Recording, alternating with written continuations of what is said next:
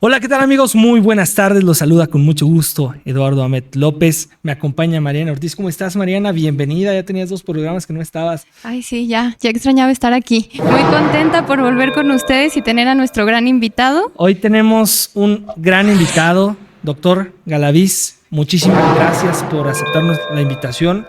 Muchas gracias por dedicarnos un poco de su valioso tiempo. ¿Cómo está? Muy buenas tardes. ¿Qué tal? Muy buenas tardes, Ahmed, Mariana. Muchísimas gracias por invitarme. Muy complacido de estar con ustedes. No, el gusto es nuestro. Ahorita antes de entrar al aire estábamos platicando un poquito de todo lo que hace y nos quedamos impactados, ¿eh? Sí, admirable. Admirable. Doctor, platíquenos un poquito de usted, de dónde viene, quién es el doctor Galaviz. Fíjate que yo soy un hombre que siempre me he dedicado a estar cercano a la salud pública, a la prestación médica, a la atención de las personas. Yo nací en Pabellón de Arteaga, un municipio cercano, un municipio en el que cuando yo nací no era todavía municipio. En realidad yo nací en Rincón de Romos. Ok. Y después se separa el Pabellón de Rincón de Romos, se hace un municipio y ya nos convertimos en pabellonenses. Me tocó una época alrededor de el año 63 que se hace esa transformación. Yo nací en el 57, en el 63 se hace municipio, entonces tengo doble nacionalidad. Sí, es cierto. Sí. Nací en Rincón y soy de Pabellón. Ajá. Oiga. Y en ese tiempo, fíjate que había una situación muy peculiar. Los hospitales rurales estaban a cargo de una persona y la persona tenía que vivir ahí. Entonces mi mamá era la jefa de enfermeras del hospital de Pabellón. Y vivía ahí. Entonces yo nací en el hospital. Fue mi casa hasta los 8 o 9 años de edad. Y yo vivía ahí y para mí era lo cotidiano. Estar en el ambiente donde había pacientes, donde había sangre, donde había urgencias, donde había muchas cosas. Pero para mí era lo normal. Yo me acuerdo que en el kinder, que empieza uno a tener conciencia de las cosas, que los niños te preguntaban, ¿tú dónde vives? Yo les decía, yo vivo en el hospital. Qué lindo. Sí. Entonces decía, ¿cómo que en el hospital? Sí, es mi casa el hospital. Entonces eso me permitió estar muy compenetrado, conocer de manera vivencial lo que es la salud y la prestación médica. Entonces yo siempre he presumido, primero fui enfermero y después fui médico. Okay. Y fui enfermero porque aprendí desde que me acuerdo estar ahí en el ambiente. Mi mamá en ese tiempo, las enfermeras hacían muchísimas cosas, suturaban, hacían atención de partos, inyectaban, hacían de todo. Entonces me convertí en el ayudante oficial de mi mamá. Oiga, ¿y era grande el hospital? Era un hospital de 12 camas. Okay. Que en ese tiempo a mí se me hacía un lugar demasiado grande. Claro. Ahora que lo comparo con el Hospital Hidalgo. No. Diferente. Y fíjate que cuando yo tenía entre 13 y 15 años, mi mamá era una partera muy reconocida. Ella tuvo un récord de atención de partos en el estado. Tiene 10,000 partos registrados en los libros de los anales del hospital. Y yo me metía desde entonces a la atención de los partos y empecé a aprender a poner los sueros, a poner las inyecciones, a ser el ayudante de mi mamá. ¿A los cuántos años, doctor? Como a los 15 años yo ya andaba metido en eso. Y yo me acuerdo que las señoras decían, oiga, aquí está un niño, no deja entrar al niño. Y ella decía a mi mamá, no, él es mi ayudante. Él es el que siempre está aquí para soportar lo que sea necesario y que bla, bla, bla. Entonces, ese fue mi arranque de vida. Yo viví siempre en el ambiente de la salud y ese hospital en ese tiempo se llamaba Servicios Rurales Cooperativos, algo muy similar al Seguro Popular. Okay. Fíjense que yo me enlacé desde niño al concepto de Seguro Popular. ¿Y por qué era así? Porque los ejidatarios daban una cuota anual y con eso tenían derecho a la atención de toda la familia. Lo que tenemos ahora como Seguro Popular. Ajá. Sí, sí. Okay. Y entonces, sin querer, me fui involucrando en los procesos, en las administraciones, en el contenido de la atención médica, pero también en la parte gerencial. Entonces, yo aprendí desde niño también cómo se trabajaba en un sistema hospitalario. Y además, pues mi mamá tenía mucha influencia en el escenario local y mucha gente la buscaba. Y cuando llegaban al hospital y que mi mamá estaba ahí, les daba mucha alegría. Ella se llamaba Amparo y le decían, Amparito, qué bueno que está en el hospital, estamos en buenas manos. Ah, qué bonito. Y desde entonces, pues yo me quedé con el concepto de espíritu de servicio y decir, hay que tener buenas manos. Sí. Claro. ¿Verdad? Claro. Yo creo que el tema de esa profesión, doctor, yo creo que es la más importante. Si no hay salud, no hay nada. O sea, yo creo que el preservar la vida y nuestra integridad es lo más importante. Pero de ahí surge su vocación. O sea, realmente nunca pensó en estudiar alguna otra cosa. Fíjate que sí, porque cuando yo termino la secundaria, entré a prepa y me tuve que venir hacia Aguascalientes. En Pabellón ya no llegabas más que hasta secundaria. Cuando llego a la prepa, me empecé a interesar por otras actividades. Siempre me fascinó la biología, la química, la anatomía, todo relacionado con las ciencias de la salud. Pero sí me gustó y me apasionó mucho la biología. Un día pensé, voy a ser biólogo.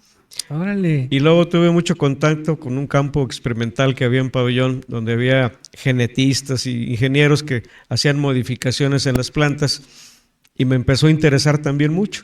Entonces yo dije, quiero ser agrónomo. Sí. Y cuando terminé la prepa, pues finalmente tenía uno que tomar la decisión hacia dónde tenías que ir, y fue cuando dije, bueno, creo que mi mejor opción va a ser médico. Toda mi vida he vivido en el ambiente, lo conozco a detalle, me apasiona y me voy a ir por ahí. Y tomé la decisión de ir por la medicina. ¿En dónde estudió? Estuve en la Universidad Autónoma de Aguascalientes. Ay, es gallo. Soy gallo de la 5ª generación de medicina.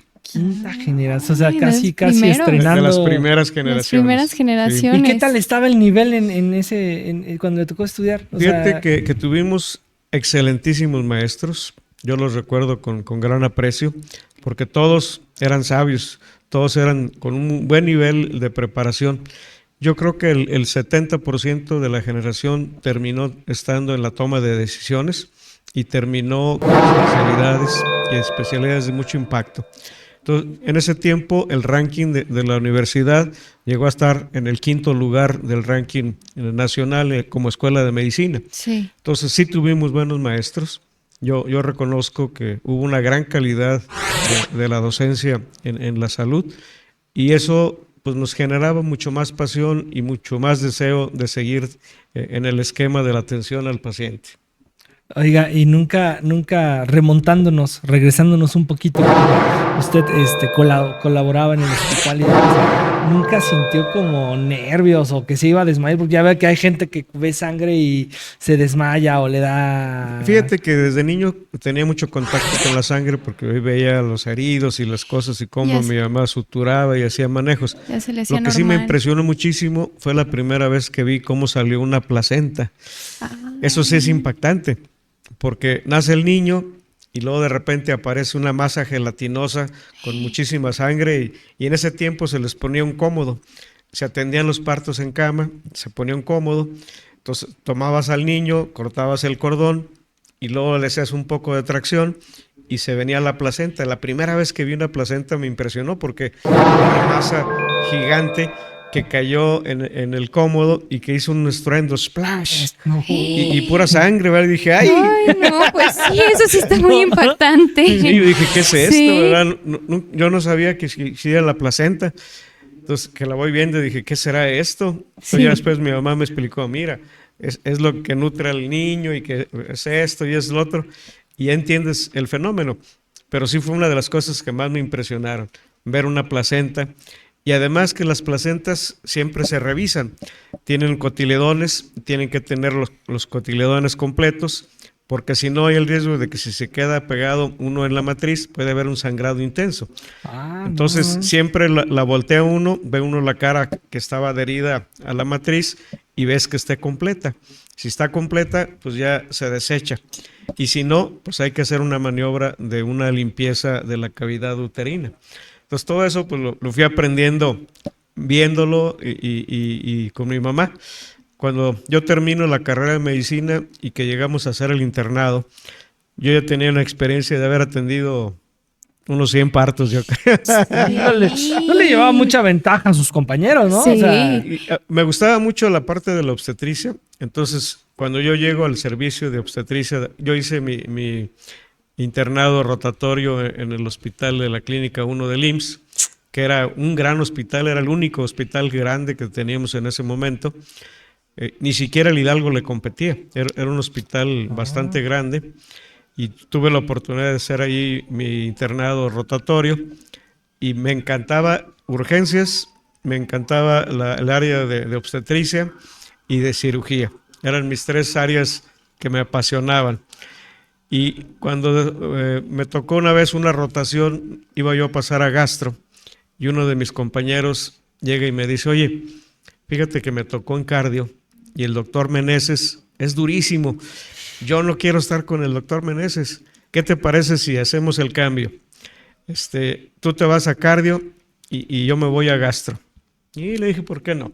Hay que intentarlo. Y ya fui con el doctor Meneses y le dije, oiga doctor, soy el interno fulano de tal, fíjese que me interesa mucho aprender de cardiología y quiero hacer este movimiento, yo quiero ponerlo a su consideración.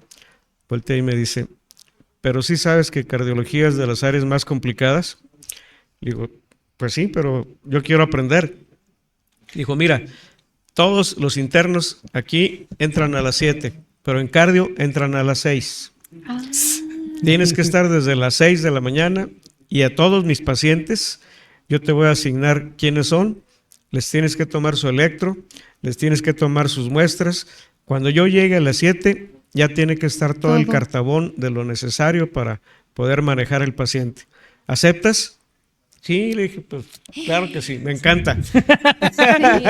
Sin miedo. Y de veras aprendí muchísimo también de cardio, porque el doctor era un gran médico, Ricardo Meneses Olivares, y hasta la fecha sigue siendo uno de los médicos que más admiro, porque era un hombre de mucha sapiencia, era un hombre muy comprometido. Y sí transmitía el conocimiento, porque hay gente que es celosa con el conocimiento. Fíjate que él siempre te hacía el razonamiento, pasaba algo y te explicaba, mira, pasó esto por este fenómeno, pasa esto, y esta es la explicación.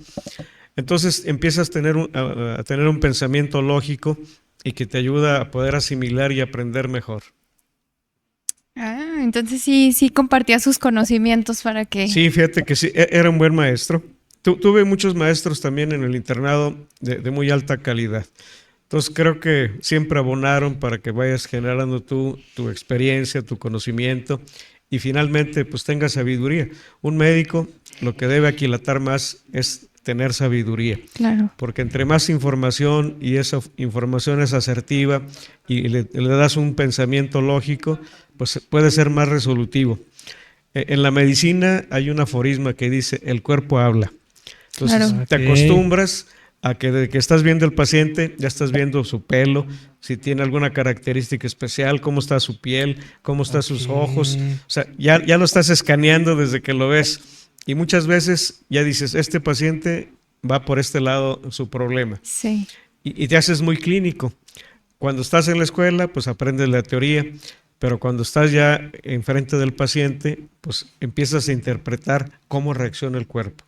Ves que tiene edema en los tobillos, que tiene una situación de que se le ve el latido del cuello. O sea, empiezas ya a decir, por aquí está el problema del paciente. Como perfilando. Ya lo vas perfilando, ¿eh? Está súper interesante ese tema. O sea, y solo es la experiencia, ¿no? Lo que te... Sí. Bueno, conocer la teoría y aterrizarlo ya en la experiencia. Ir llevándolo después a comprobar cómo funciona el cuerpo humano. El cuerpo humano es una maravilla. La verdad está todo con una gran perfección. Y después, cuando ya lo intervienes y lo manejas, pues lo vas entendiendo cada vez mejor y te permite ser más resolutivo y un mejor médico. Claro. Dentro de los médicos con los que lo formaron, ¿tiene alguno que lo haya marcado? Que haya dicho, yo quiero ser como él. O sea, fíjate que hubo varios, pero uno muy representativo es el que nos dio varias materias, porque era un sabio, ese sabía de todo. El doctor Camilo Apes.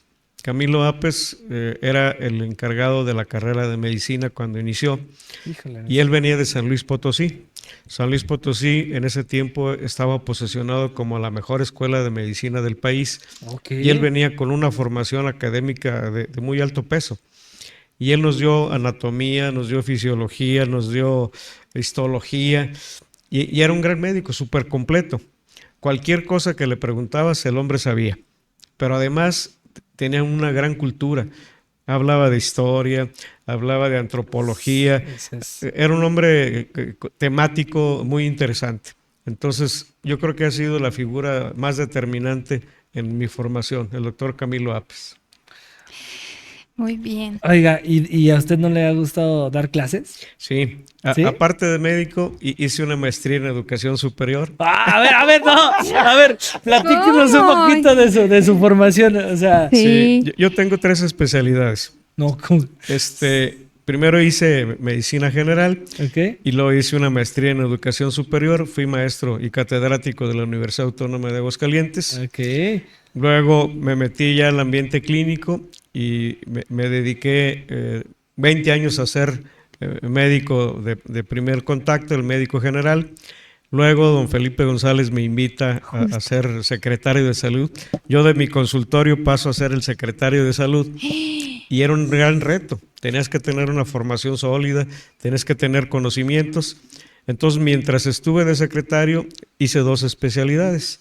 Hice una de economía de la salud. Okay. Y hice una de administración pública. Siguió su preparación. No, sí. Digo, qué interesante es el hecho de que al ostentar un cargo público, tener esa capacidad de decir, ¿sabes qué? Quiero aprender más. Seguir preparándose, porque muchas personas se quedan en la conformidad. Es que fíjate que pasa un fenómeno muy, muy especial.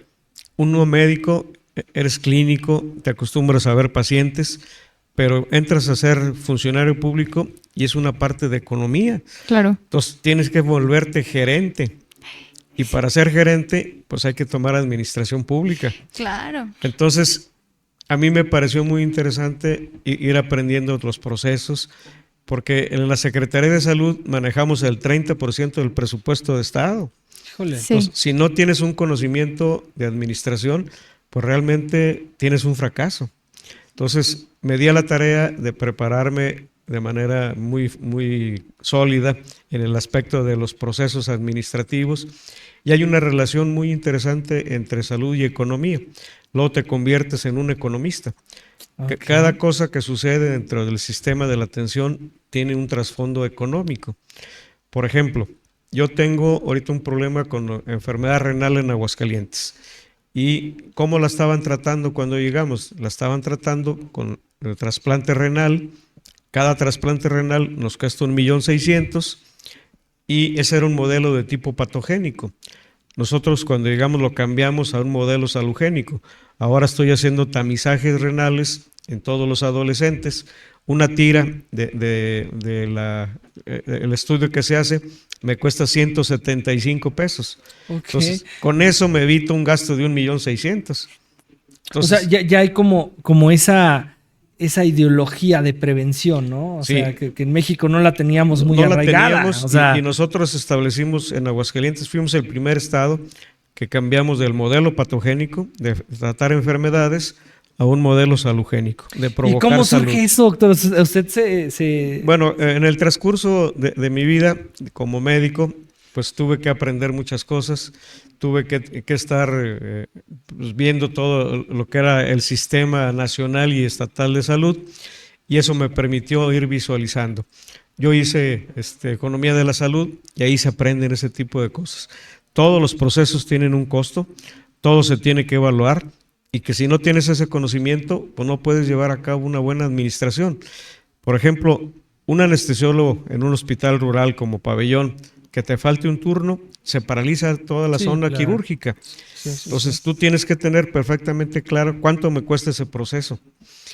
Una cama del Hospital Hidalgo me cuesta 10 veces más que una cama de tercer milenio. Entonces yo tengo que saber esa diferenciación para optimizar a dónde llevo una cosa. ¿Por qué cuesta más? Porque el Hidalgo es un hospital de tercer nivel, de alta especialidad, tengo una nómina completa en todos los turnos y cada especialista cuesta mucho más que un médico general, Claro. o un cirujano general contra un cirujano cardiovascular. Ok. Entonces, el Hospital Hidalgo, ya con esta visión de economía de la salud, hicimos sus costos. Ese hospital me cuesta 10 millones de pesos diarios y tengo que optimizarlos, tengo que tener este conocimiento, porque si lo desperdicio, estoy perdiendo millones de pesos. Entonces, hicimos una analogía entre lo que se da de presupuesto a municipios contra lo que se da a un hospital. En Aguascalientes tenemos 10 municipios que no son la capital. Juntos los 10 tienen menos recursos que el Hospital Miguel Hidalgo. Sí, sí creo. Y son valores que si no los tienes medidos, no sabes cómo administrarlos, cómo manejarlos, cómo proyectarlos y cómo llevarlos a una optimización en el manejo de los recursos. Súper importante el manejo del recurso público en el sector salud. Y bueno, en todos los sectores, pero sector salud creo que es de lo más importante. Sí. Y otro factor importante que se relaciona con la economía es el costo por evento. Si yo, por ejemplo, tengo claro que una consulta me cuesta 1,600 pesos, ¿por qué? Porque implica el traslado, porque implica lo que se paga al facultativo, los exámenes de laboratorio, lo que es los medicamentos, pues tengo que tener mucha claridad. Entonces, de ahí nace nuestro seguro Aguascalientes. La principal causa de empobrecimiento en México es por motivo del gasto en salud. Entonces, hay dos fenómenos, gasto de bolsillo y gasto catastrófico. ¿Cuál es el gasto de bolsillo? Que a pesar de que hay un sistema nacional y estatal, la gente saca de su pecunio para gastar en salud. Ok. Y el gasto catastrófico es aquel que te descapitaliza de manera súbita por motivos de salud. Un accidente automovilístico, un manejo del paciente renal, un cáncer, todo ese tipo de fenómenos de gasto catastrófico, pues acaban con el patrimonio de las familias. Entonces, si no lo tienes claro, si no sabes todo lo que tú haces, lo que significa en la economía, pues no lo puedes manejar como debe de ser. Entonces, yo tuve que ser economista también Sí. para poder entender todos los procesos y poder dar mejor soluciones y optimizar más los recursos financieros. Cada vez son más escasos.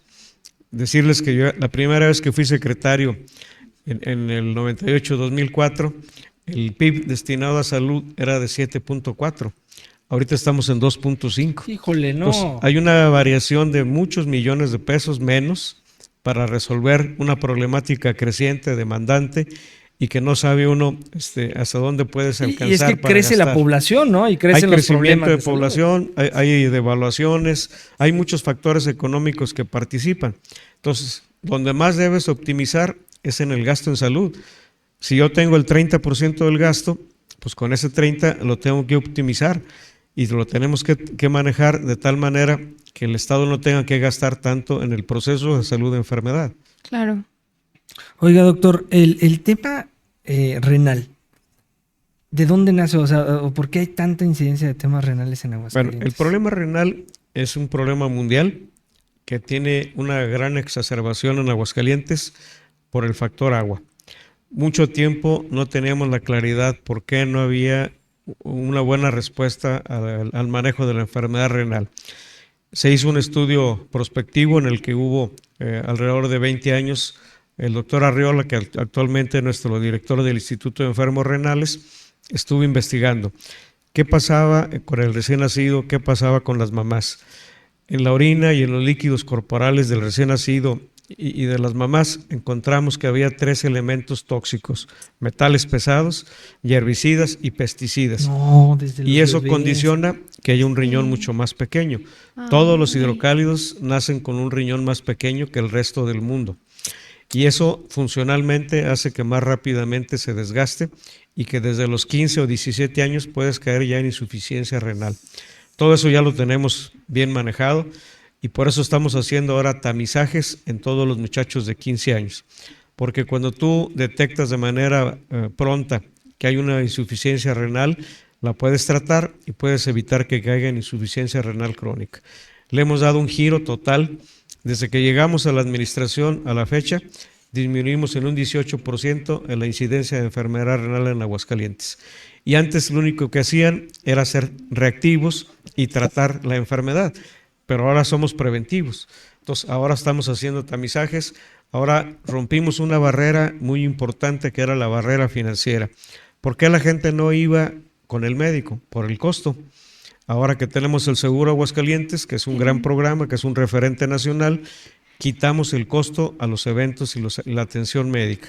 Entonces tú puedes ir a un check-up que no te cuesta nada y antes te costaba 3,000 pesos. Entonces esa barrera financiera redujo, imposibilitaba a muchas personas. Y está abierto a toda la gente, doctor. ¿Cómo funciona? El que no tenga IMSS, el que no tenga ISSSTE, les damos el Seguro Aguascalientes. Ok, sí había escuchado, pero no sabía cómo funcionaba, ¿no? Y sobre todo, todos los beneficios sociales que trae, ¿no? O sea, sí, porque aquí, ¿qué hay? Hay oportunidad, hay eficiencia, hay calidad y sobre todo hay abasto. Todas nuestras clínicas del Seguro Aguascalientes andan por arriba del 90% de abasto y eso nos permite cubrir el espectro importante de lo que es la relación salud-enfermedad. Entonces, le dimos un cambio total.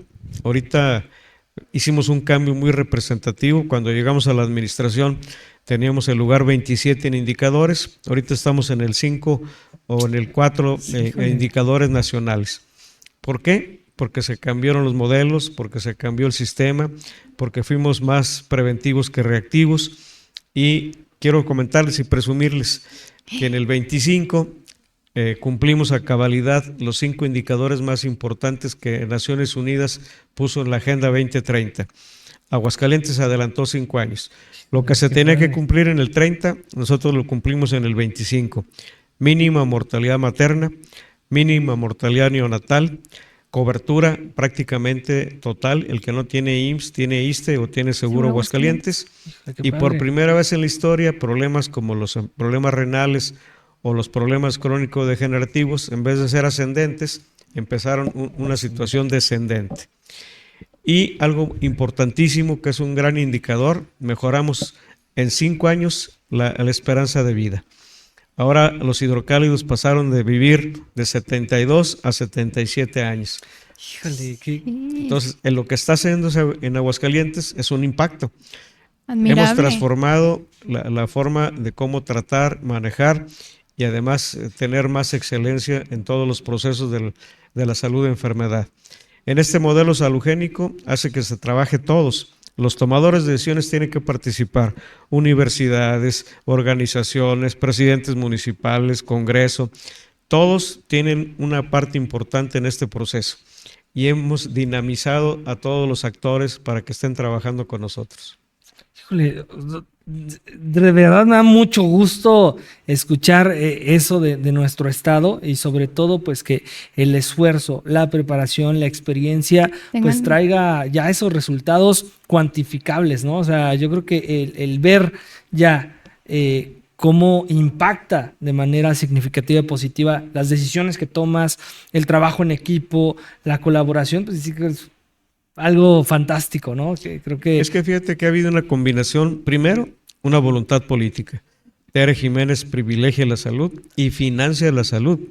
Cuando llegamos teníamos un 70-30 de presupuesto, 70 federal, 30 estatal. Ahorita estamos en un 60-40.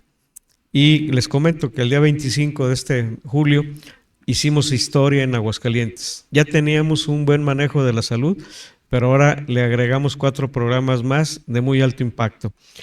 Ya éramos manejadores de manera eficiente de los tumores sólidos a través de un acelerador lineal que es del mejor del país, que tenemos la capacidad de desbaratar tumores hasta de 10 milímetros y que no se impacta los tejidos adyacentes. Antes tenían una bomba de cobalto, esa bomba de cobalto daba las radiaciones de manera de zona y quemaba las partes sanas. Y a veces el paciente se complicaba de esas quemaduras y hasta se podía morir por la quemadura. Sí. Ahora metemos a la gente al acelerador lineal, se hace su sesión de 7 minutos, lo sacamos y siempre preguntan, oiga, ¿para qué me trajeron si no me hicieron nada? Ay, o sea, una diferencia que también está hecho, Sí, claro. Ya teníamos eso, habíamos mejorado mucho nuestro sistema de imagenología, tenemos 2 angiógrafos de última generación que nos permiten hacer toda la patología de los vasos craneales, del tórax, del abdomen, los infartos, los accidentes vasculares cerebrales, todo ya lo manejamos de diferente manera. Y ahora el 25 arrancamos con el trasplante de hígado, que era una situación muy esperada. Ya éramos los líderes en procuración de órganos y estábamos haciendo el mayor número de trasplantes renales y además con éxito. Llegamos al número 2000 sin complicaciones. Este es un gran récord que tiene Aguascalientes en el manejo del trasplante renal. Entonces, ya iniciamos con el protocolo del trasplante de hígado. Tenemos los mejores trasplantólogos del país en el Hidalgo. Iniciamos también con un área que era una gran necesidad, el área de manejo del paciente quemado. Antes tú tenías una superficie del 40% quemada y te tenían que llevar a Galveston, te tenían que buscar un escenario de cómo atenderte. Sí. Ahora ya tenemos nuestra unidad de atención del paciente quemado, donde tenemos la misma calidad, de la misma eficiencia que si estuvieras en un hospital de cualquier lugar. Entonces, superficies del 80% o más las podemos manejar aquí. Esta es una gran decisión y una decisión también de voluntad política. ¿Ya se han utilizado ya, ahorita llevamos tres manejados ahí en nuestra unidad de quemados. Una niña con el 20% de superficie corporal quemada que se quemó con aceite. Fíjense el descuido que a veces tenemos de que los niños participen en la cocina. Sí. Entonces, esta niña estaba cerca de un caso, toma el caso, se echa el caso encima, se quema las piernas y se quema parte de la espalda. Tuvimos ya también un muchacho, un jornalero que andaba pintando, se electrocuta y se quemó el 40% de la superficie corporal. O sea, este tipo de pacientes pues tenían que haberse ido a otro lugar. Sí. Ahora ya no. Ahora en Aguascalientes tenemos la mejor tecnología, el mejor equipo y sobre todo el mejor capital humano. En Aguascalientes tenemos la misma calidad profesional de médicos que se tiene en el Distrito Federal. Hay dos ciudades que se caracterizan por tener grandes subespecialidades y Aguascalientes es una. La otra es el Distrito Federal. Y también iniciamos con el trasplante de médula ósea. ¿Por qué? Porque también era una necesidad no satisfecha que la teníamos que trabajar. En 8 años tuvimos 180 decesos en niños pequeños y adolescentes por problemas tumorales, por problemas de cáncer. 104 de ellos tenían un problema de tipo leucémico. Urgía un trasplante de médula también en Aguascalientes. Antes los pacientes tenían que irse a Monterrey, a Guadalajara, al Distrito Federal. Ahora ya también tenemos nuestro trasplante de médula. Creo que estos 3 programas de muy alto impacto van a modificar todavía más el ranking que tenemos del Hospital Hidalgo. Lo tenemos rankeado en el 25 como en el lugar 50 de los mejores hospitales del país. Pero ya con estos puntos yo creo que vamos a ir ya en un posicionamiento mejor. Y también había una parte emotiva que no estaba satisfecha, la parte de que el hospital sea amigable. Entonces metimos el programa Huella. Este programa Huella es a través de una mascota, un perro labrador que está capacitado, que está maestrado, que permite el contacto muy amigable con los niños sobre todo. Entonces cuando llega el niño al hospital ya no es un ambiente frío, ya no es un ambiente hostil, ahora hay un amigo que lo recibe y que lo recibe bien. Creo que también somos un referente en esa parte de cuidar la parte humanista y la parte amigable de un hospital. Claro, hay hospitales públicos que sí se descuida mucho esa parte, como cuando vas llegando y tú traes tu problema. Yo me acuerdo que en una ocasión yo también tuve una quemadura y en otro hospital el recibimiento fue como, no, ya te quemaste toda, no, ya nadie te va a querer así, y cosas como, bueno, yo ya me estoy sintiendo mal con mi quemadura y esos comentarios no me ayudan. Creo que eso es algo muy particular y muy, muy bonito que están pues desarrollando, y la verdad es que admirable todo lo que nos está comentando y destacable. Sí, fíjense que el Hospital Hidalgo tiene 123 años de que se generó. En 1903 nace y siempre tuvo un perfil de hacer economía, de hacer beneficencia, de tener muchísima humanidad. Y ahora lo hemos fortalecido todavía mucho más. El Hospital Hidalgo es quizá la máxima expresión de vida, de ciencia y de oportunidad de vida. Yo creo que aquí no tenemos un mejor escenario que el Hospital Hidalgo para la atención y la prestación médica. Hicimos una encuesta de percepción. De cada 10 hidrocálidos, 9 dicen, yo quiero estar en el Hidalgo. Sí, eso es verdad. Sí. No quisiera estar en ninguno, claro. pero no, yo sí he escuchado a gente de, no, es que porque tengo IMSS, porque pues no pueden hacer uso, ¿verdad? Sí, es muy escuchado, muy admirable. Pues sí, fíjense que hemos dado un giro total a la salud. Otra de las áreas de gran oportunidad que estábamos todavía con necesidad de crecimiento y de mejoramiento es la salud mental. La salud mental tuvo un cambio importante. Comentarles que el sistema federal, IMSS, ISSSTE, no tienen un programa de salud mental. Entonces, el Estado tiene que absorber el 1.400.000 habitantes para generar una atención de salud mental. No se tenía la infraestructura, no se tenía la capacidad instalada. Todo lo que se nos ocurrió fue hacer institutos municipales de salud mental. Y así, de facto, de tener una unidad, tuvimos 12 unidades, porque en cada municipio se puso una. Okay. El primero que empezó fue el municipio de Aguascalientes, que ahorita ya tiene pues un gran prestigio y que está sirviendo muy bien a la comunidad.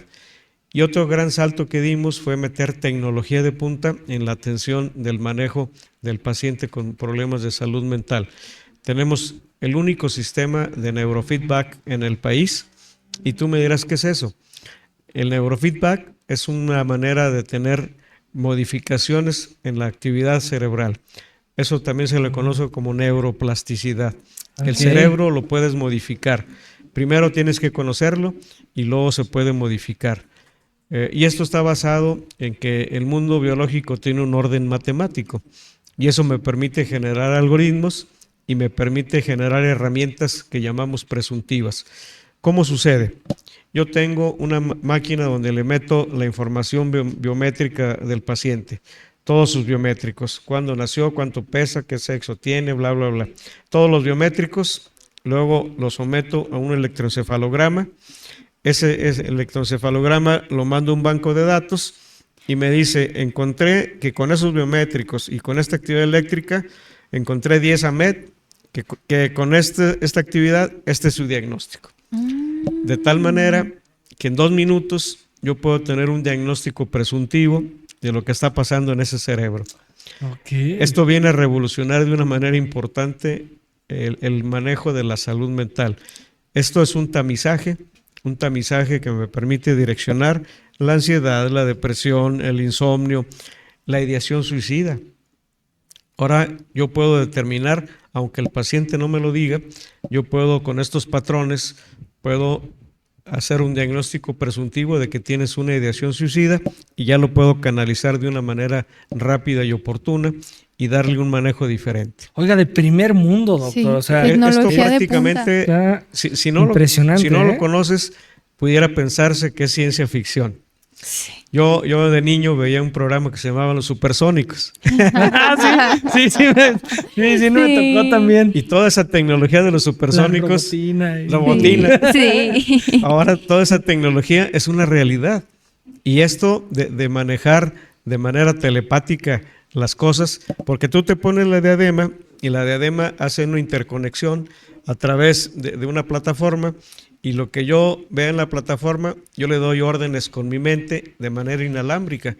Entonces, eso ya funciona como una situación de ciencia ficción. Sí, está cañón. Un día los voy a invitar para que estaría padrísimo. Esto, estaría padrísimo. Porque de veras esto va a revolucionar la manera masiva de cómo tratar la salud mental. Y eso ya tiene ya tiene un uso. Sí, nosotros tenemos 3 años con el programa. Ya podemos presumir que se hizo un protocolo de investigación y podemos presumir los resultados. Esto va a ser un hito también dentro del esquema de la atención de la salud mental, porque nadie lo tiene en el país. Hay en el medio privado, pero son muy caros. Cada sesión te cuesta 3,500 pesos. Entonces, es difícil que la gente te pague 3 sesiones por semana. Sí. Imagínese. Un paciente requiere 3 sesiones por semana y aquí lo hacemos totalmente gratis. Nuestro esquema está financiado. Y otra vez lo ratifico, por la voluntad política de Tere Jiménez. Hay que Ella entendió perfectamente que era necesario un cambio y que había que invertir en salud. Aquí no consideramos la salud como un gasto, la consideramos como una inversión, porque todo lo que se lleva hacia ese sector es un beneficio y un beneficio muy grande. Oye, y sobre todo la salud mental, ¿no? Porque de pronto, culturalmente, no tenemos como mexicanos tan arraigado el tema de la salud mental. Ha tenido sus auges, ¿no? Recientemente por todas las redes sociales y demás, pero era como de, no, pues, si vas al psicólogo, ¿estás loco? O sea... Que el cura loco. Sí.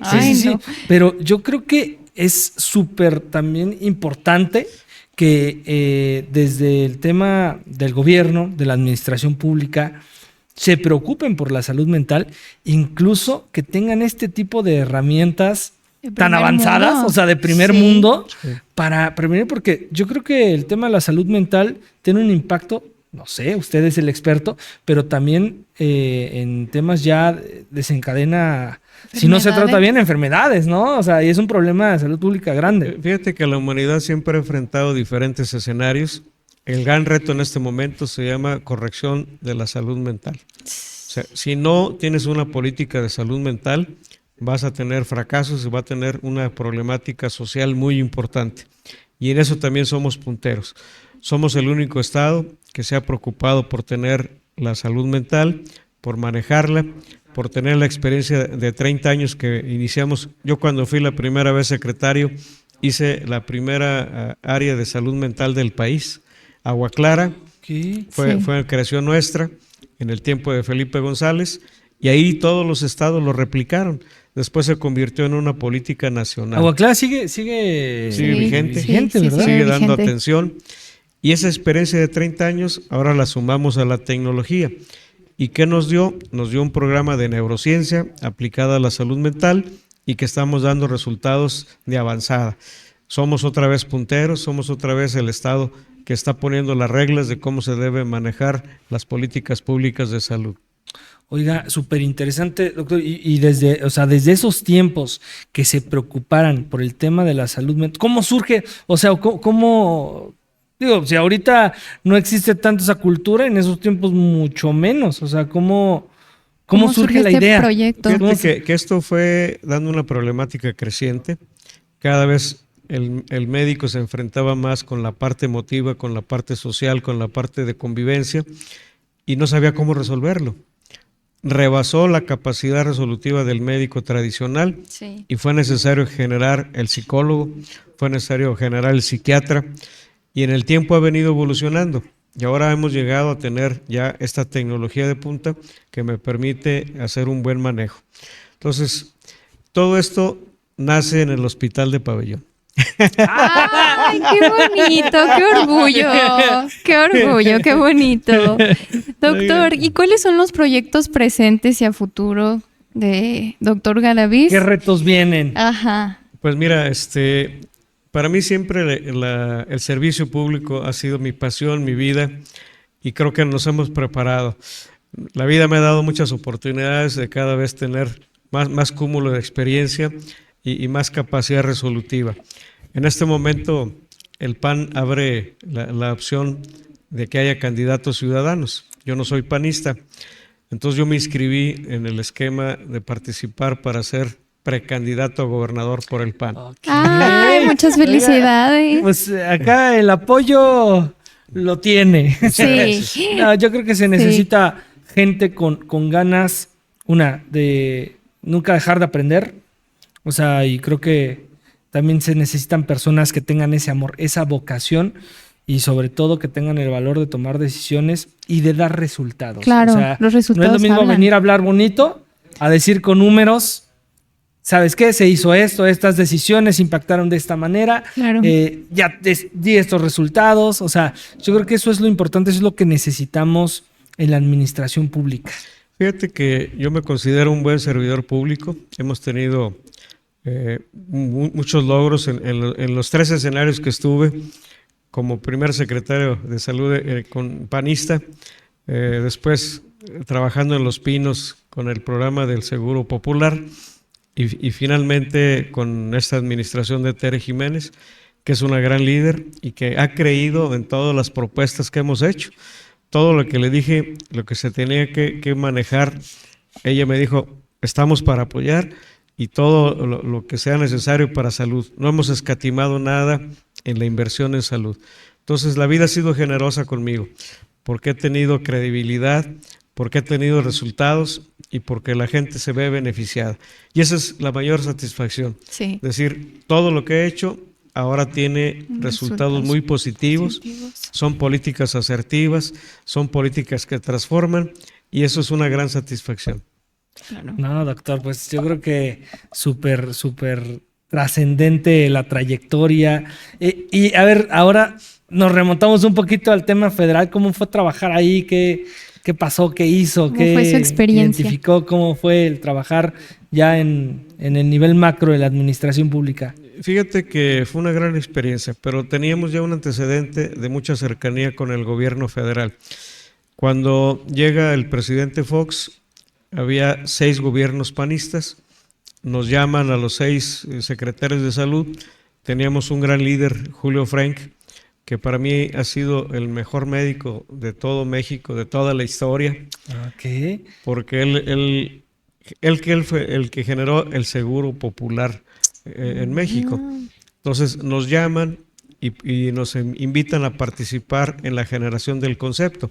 Entonces cada uno de nosotros, de los gobiernos panistas, abonamos la experiencia, el conocimiento y lo que se tenía de cómo se operaba en los estados el sistema, y ahí se conformó un gran programa. Y ese programa se llamó Sistema de Protección Social en Salud, que la gente lo conocía como Seguro Popular. Sí. Pero ¿qué era en realidad? Era un mecanismo de manejo financiero, el mejor par y paso en su momento. De cada peso que el Estado demostraba que le invertía en salud, se mandaban 3. Entonces me tocó vivir ese fenómeno desde la creación, lo conocí a detalle, viví en la creación. Entonces cuando me invita Julio Frank a integrarme al gobierno federal, pues yo para mí era lo cotidiano, porque yo ya había trabajado en ese esquema. La gran diferencia es que ahora me tocó trabajar en 9 estados. ¿Y qué hacíamos? Veíamos cómo funcionaba el sistema, cómo se estaba operando, si los recursos se aplicaban como debería aplicarse, porque venían en 3 áreas de oportunidad: para crecimiento de infraestructura, para equipamiento y para crecimiento de la plantilla. Entonces, era mucho recurso, había mucho beneficio y había que estar totalmente ciertos que el programa funcionaba y que daba resultados. Y a mí me tocaba hacer eso en 9 estados. Entonces tuve una gran experiencia, pues porque convivía con gobernadores, porque convivía con secretarios de salud, y todo eso es retroalimentación y eso es conocimiento. Entonces, no fue nuevo, fue una buena experiencia y eso me ayudó todavía a aquilatar mucho más conocimiento. Oye, súper interesante la trayectoria. ¿Y el Seguro Popular funcionaba bien? Funcionaba bastante bien. Mira, cuando nace el Sistema Nacional de Salud, nace en una arquitectura totalmente laboral. ¿Cómo se manejó? Aquel que pertenece a la economía formal va al IMSS. Aquel que no tiene ninguna estructura, que es la economía informal, va a la Secretaría de Salud. Entonces, desde que nace con injusticia financiera, sí, porque el IMSS tenía un triple aporte de financiamiento: una cuota del trabajador, una cuota de la empresa y una cuota federal. Estado, sí. En cambio, la Secretaría de Salud solamente tenía una cuota federal. Eso sucede en el 43, fue una creación en ese tiempo el PRI, que generó un esquema con un criterio no universal. Y hasta la fecha lo estamos pagando, porque todavía sigue habiendo estas grandes diferencias de aportaciones, de recursos, y ahora con una variante: el recurso ha decrecido de una manera importante. Es un gran reto. En Aguascalientes, ¿cómo lo solucionamos? Optimizando, gastando menos, buscando soluciones antes de que los hechos ya no se puedan remediar. Este modelo salugénico nos ha permitido reducir muchísima la carga de enfermedad, porque lo que más impacta en gasto es cuando ya hay una carga de enfermedad. Hay que evitar que haya esa carga de enfermedad. Entonces, pues han sido experiencias interesantes que nos ha permitido pues estar bien posicionados. Comentarles que ahorita yo represento a 9 estados también dentro del Consejo de Salubridad General, que es la máxima expresión de la Rectoría de la Salud en el país. En esa mesa la preside la presidenta, está el secretario de Salud, está el de Educación, está Marina, está Ejército, está el DIF. Hay 19 líneas federales en esa mesa. Y ahí estoy yo participando en la toma de decisiones. Ay, qué orgullo. Padrísimo, padrísimo. Oiga, qué orgullo. A ver, esta pregunta es más interesante. ¿Cómo ve el sistema de salud en un nivel federal? Mira, actualmente, sabemos que Aguascalientes pues, traemos ya cifras muy favorables. Sí. Pero en un nivel federal, Destacables. doctor, ¿qué percepción tiene usted con el conocimiento que tiene? bien, lo que se está pretendiendo ahorita es formar un sistema universal de salud, que debía haber sido desde el principio.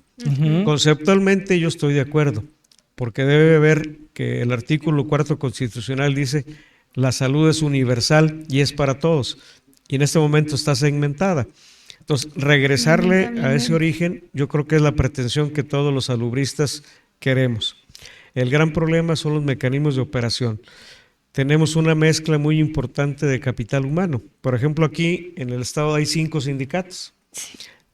Oaxaca tiene creo que 20 sindicatos. O sea, el darle uniformidad y equidad y igualdad a todos los trabajadores de la salud va a ser un verdadero reto. Sí, claro. ¿Cómo lo vas a hacer? Con dinero. Porque los que ganan mucho no van a querer bajarse. Sí, claro. Y los que sí ganan poco sí quieren subirse. Sí, claro. Entonces, uno de los retos más importantes va a ser cómo darle equidad y justicia laboral a todo el sistema nacional de salud. Y por otro lado, los mecanismos de financiamiento. Creo que las reglas de operación están inacabadas. Ya se habló de que va a haber un sistema universal de salud, pero no sabemos cómo lo piensan hacer. Creo que hay muchas cosas que hay que salvar antes de sacarlo como una política nacional. Sí. Sí, porque dijo alguna persona que estuvo en el gobierno que nuestro sistema de salud estaba mejor que el de Dinamarca ya. Esquina con Ecuador. Sí, pero yo creo que o sea, es difícil, ¿no? O sea, el materializarlo, pero no imposible. Yo creo que con gente preparada, con gente con experiencia y con gente con ganas de hacer el cambio, pues tal vez sea posible, pero yo creo que hay mucha gente con grandes capacidades en la Secretaría Federal. Yo creo que es cuestión de tiempo. Les ha costado trabajo el adaptar lo que se tenía con la parte de novedades que se traen. Creo que lo van a lograr, pero va a ser un proceso lento y hay que invertir. El gran reto, para mi gusto, es financiero. Si no le inviertes a salud, no lo vas a transformar, no lo vas a mejorar y no vas a poder tener resultados. Y sobre todo, lo más importante es no hacer hospitales. Lo más importante es no tener enfermos. Claro. Lo más importante es que haya un modelo salugénico. Sí, claro, totalmente. Y apostarle a la prevención está también totalmente interesante, ¿no? O sea, es la política. A mí me da mucho gusto escuchar pues estas cifras que nos da, esta manera de trabajar en el estado de Aguascalientes. Creo que Aguascalientes es un estado pues que está en una burbujita, estamos aislados de muchas realidades y pues, qué bonito es que la gente, principalmente desde la gobernadora, se preocupe por el tema de la salud, porque si no hay salud, pues no hay nada. No hay nada. No hay nada. A ver, vamos a regresarnos un poquito después de que, o sea, cuando no está en los cargos públicos, ¿qué hace? A ver, platíquenos ese lado más humano, porque fíjate que ¿cuáles son sus hobbies? Hay cosas que me apasionan. Una es la música, me encanta la música. Soy un apasionado de tener equipos de música. Tengo uno en mi recámara, uno en la sala, uno en la cocina. Uno de mis hobbies es tener equipos de alta fidelidad. Me encanta el sonido en su máxima expresión. Y lo otro es la naturaleza. Me encantan las plantas. Siempre desde niño viví en escenarios donde había una gran cantidad de plantas. Y ahora mi hobby es tener jardines grandes. Tengo una casa de campo que la disfruto mucho. que tengo más de 20 años arreglándola. La compré en estado ruinoso, no la he podido terminar porque las obras son muy caras. Sí. Pero me claro. encanta porque tiene árboles grandísimos de más de 60 años. Que esa casa se hizo cuando yo nací. Ahí tiene en el tanque de elevado de agua. Dice, esta finca inició en 1957. Ese año yo nací. Qué padre que nacimos el mismo año la casa y yo. Tenían que estar juntos. Estaba diseñada y hecha para mí. Claro. Sí. Ya estaba predestinada. Predestinada. ¿Y qué género musical le gusta? Fíjate que prácticamente me gusta todo. Me gusta mucho la instrumental, la clásica, el bolero, prácticamente de todo. Hay poca que no me gusta. Hay mucha actual que no me gusta. Híjole, en el famosísimo reggaetón, ya que es pura poesía. Sí, ¿verdad? Le dieron en la torre a la música en la actualidad. Pero fíjate que sí, el jazz, prácticamente me gusta todo. Y ahí en la casa de campo, que es su casa. Gracias. También tengo muchos equipos de sonido. Y tengo un patio central donde le pusimos muchísimas bocinas y oyes ahí la música de una manera increíble, y además en el cielo viendo los árboles, viendo los pájaros. Es un lugar encantador. Sí, se conectan sus dos cosas la verdad, favoritas. Esa casa es una casa mágica, se disfruta. Y cada vez que voy... Yo creo que ahí han surgido muchas ideas, ¿no? Muchas soluciones a problemas. Muchas ideas. De salud pública. De hecho, lo hago por salud mental. Sí. A veces te saturas, hay una problemática severa, tienes que enfrentar muchas cosas. Y cuando estoy en ese nivel, digo, me voy a ir a Villa Juárez, me voy a relajar, me tomo mi vino tinto, me pongo a escuchar música. Y listo. Y me relajo totalmente. Totalmente. Agustísimo. Qué bueno que el encargado de nuestra salud en el estado cuide su salud mental. Sí, completamente. Si no, imagínense qué ejemplo nos daría. Sí. Sí, fíjate que a mí me encanta eso, el estar en la naturaleza, el tener sonidos. Esa casa tiene algunas particularidades. Hay 3 especies de aves interesantes. Tengo garza gris, aquí le llaman perros del agua, porque tienen un graznido que parece un ladrido de perro. Tengo garzas blancas y tengo auras, que son una especie de águila, que son rapaces que comen carroña y que son hermosas. Entonces, todas las tardes en los árboles van llegando las garzas, van llegando las águilas y se vuelve todo un espectáculo. Hay una cantidad impresionante de naturaleza ahí y eso te relaja tanto. Y en la casa de mi bisabuelo, aquí en el Encino, había una casa grande donde tenían un parrón. Entonces yo me acuerdo de niño que llegabas al patio y todo lo que es el cielo del patio estaban las uvas, estaban los parrones. Ahí puse algo igual. Yo dije, voy a hacerlo como la casa de mi bisabuelo. Sí. Y así está, llegas y el patio central está lleno de racimos de uva. Qué bonito. Qué padre. Está padre. Y aquí se da mucho la uva, ¿no? O sea, es un lugar propicio y ahí en Villa Juárez se da bastante bien. Híjole, pues muy interesante, doctor.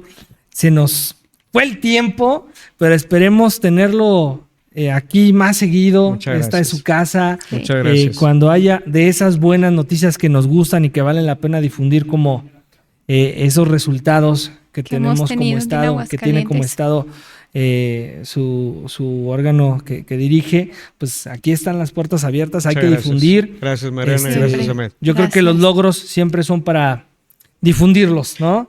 Y esperemos que además los ciudadanos los disfruten. Claro. Y ¿sabe qué? Es también muy importante que le den seguimiento. O sea, muchas veces uno de los errores en la administración pública es que llega alguien nuevo y quiere tirar todas las buenas ideas por no querer que siga el reconocimiento al predecesor, pero me da muchísimo gusto, muchísimas gracias por su valioso tiempo y pues aquí nos seguimos saludando. Sí. Pues me siento como en casa, muchas gracias. Muchas gracias. Y vamos a seguir, les voy a aceptar la invitación y venir claro que con Que frecuencia. Cuando usted quiera, aquí tiene su casa. Muchas gracias. Muchísimas gracias, amigos. Gracias a todos, buenas noches.